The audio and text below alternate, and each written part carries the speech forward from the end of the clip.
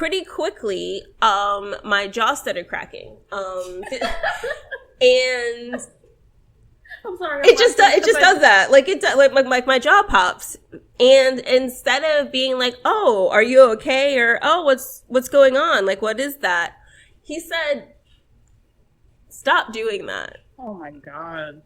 And I was like, "Oh, that's not really something that I can control." Yeah, but it's not an intentional thing. Yeah, this is just kind of what happens when I talk, when I eat, when I chew. I can't chew gum anymore. Yeah, so that wasn't a good date at all. Yes. That was very unfortunate for me. But anyway, so that'd be a 0 for me. Thankfully, I don't think he chewed with his mouth open, but that would have been one of those situations where I wouldn't have been nice because I wasn't going to see him again. Mm-hmm. I would have just been like, stop fucking chewing with your mouth. Like, that shit is gross. Mm-hmm. Also, you're like, what? I don't know, 26. He was 26 or 27 at the time or whatever. It's like, the fuck are you doing? Do you have no home training? Not only is it gross, you're like in public. Yeah. You feel comfortable enough to chew with your mouth out like that. I would on a date with someone you just met in public. Jeez. At a Bonefish Grill. Jesus Christ. And I brought a coupon.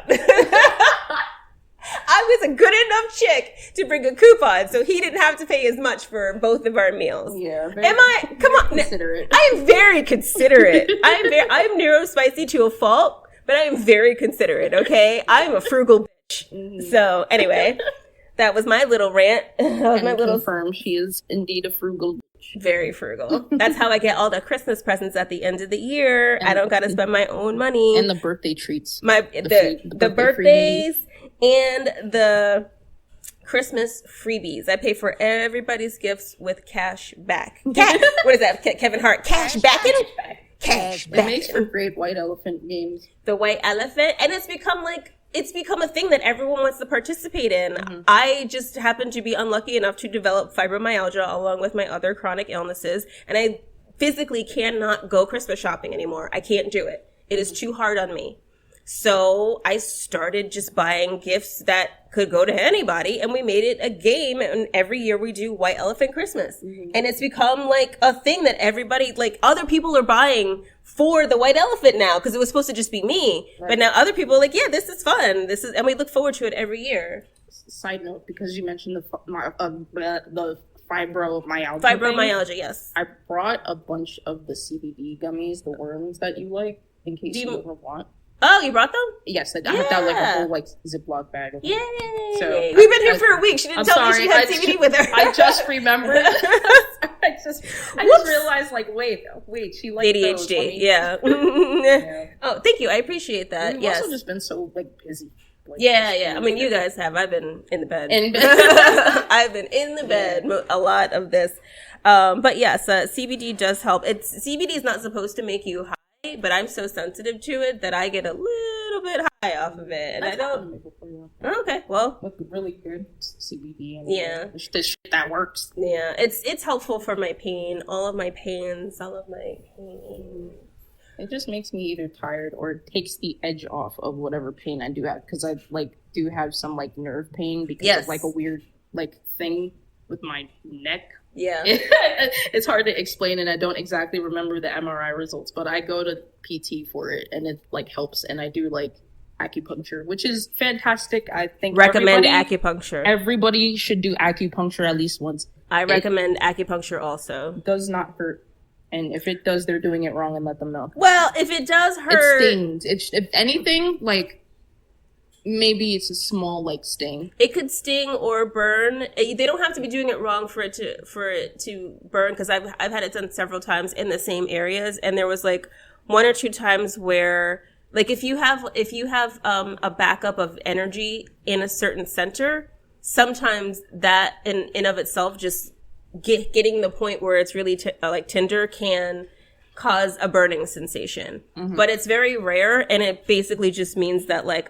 that really needed to be released because it was backed up there. Yes. And only one time did they hit a blood vessel, and it puffs up a little bit, and they see it pretty much right away, and they go, oh no, and they take it out. Yeah. If you see yourself puffing up around the needle, it just means they hit a blood vessel. Yeah. And they just need to move it. But yeah, that shit works, bro. Acupuncture I do recommend. Yes. It's very And the needles are thinner than an injection needle, than like the average injection needle. Yes. So that's... You shouldn't feel them. Yeah. For the most part, On you should paper, not feel them. in theory. Yes, you shouldn't. It's like, it's so weird to see yourself because you're like, why don't I feel that? That's weird. I'm looking at a needle in me and I don't feel it.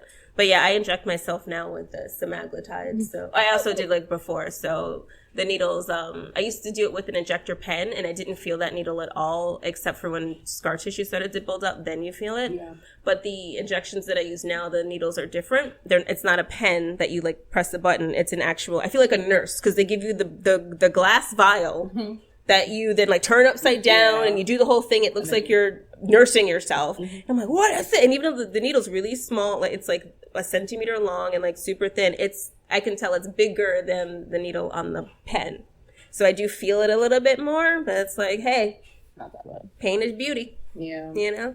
Mm-hmm. My mom used to take, what's it called? Blood thinner injections. So like that. She had to do it herself. She did, but there were a lot of the times I would help her out just because, like, it's exhausting to do that all the time. Mm-hmm. But, like, yeah, a lot of the times when I did it, she'd be like, oh, I don't really feel it. I was like, okay, good. But she would usually ice the area beforehand, like, just to help, like, with the initial injection. Yeah. So, yeah, but... I don't bother with icing. I just try to get it over with. I just look at that clear liquid and I'm like, self-esteem, self-esteem, self-esteem. And the more, like, it's the most you can give yourself is 100 units. So it's the entire length. It's like the whole thing. Mm-hmm. So you just go, self-esteem, self-esteem, self-esteem the whole time. Self-esteem. It starts to burn a little bit and you're like, I'm good. I'm getting my self-esteem back. Okay. And like, all right, I made it. Even though, like, acupuncture and, like, physical therapy have been helping, sometimes I still do feel, like, the pain in my neck a little bit. And my orthopedic suggested, like, if it doesn't work, like, if none of the things work, to possibly do steroid injections. And I was like, oh, like, I don't really want to do injections. But I've heard that, like, they work really well, too. So... I don't know what's causing it. If I got steroid injections, one thing I wish I did more was ask more questions when I started on my fibromyalgia journey, because I used to go to a doctor who would inject me with stuff. Mm-hmm. If you don't ask questions, they don't tell you what they're doing. That's true. So whenever I go to my GP and I'm like, yeah, I don't really want to go back to that place, they would just inject me. He would go, with what? And I'd be like, I don't know. Because they don't sit around and tell you what they're doing. You have to be like, what are you injecting me with? And if they tell you it's this long Latin name, you don't know what the fuck it means. Some skibbity bop, right? And you're like, what? Skibbity toilet. And you're like, can you spell that? You know? And like maybe they'll give you the name, the generic name that like doesn't mean anything to you, and then you go to your GP and you got half of it wrong, and they're like, I don't know what the fuck you're talking about. Like I don't either, so I can't even tell you if I had steroid injections and if they work or not because they didn't tell me what they were giving me, nor did they say if they were steroids or not. Right. So like ask questions, you know, like before someone does something, ask what it is, what it's supposed to do. Ask them to write it down in plain English, not in doctor handwriting, so you understand what it is, because like I don't know what's causing your issue, so I can't say like, oh, I don't, steroids might not actually do anything for you because I don't know like, if I got the same thing or not. It's like just so the natural curve like in my neck, like like everybody has like that curve in the spine, neck area in their spine. The cervical spine. It's like flatter than normal. I have the same thing. We're gonna get doctory right now. Yeah. So what we're describing in the cervical spine, which is the necky part,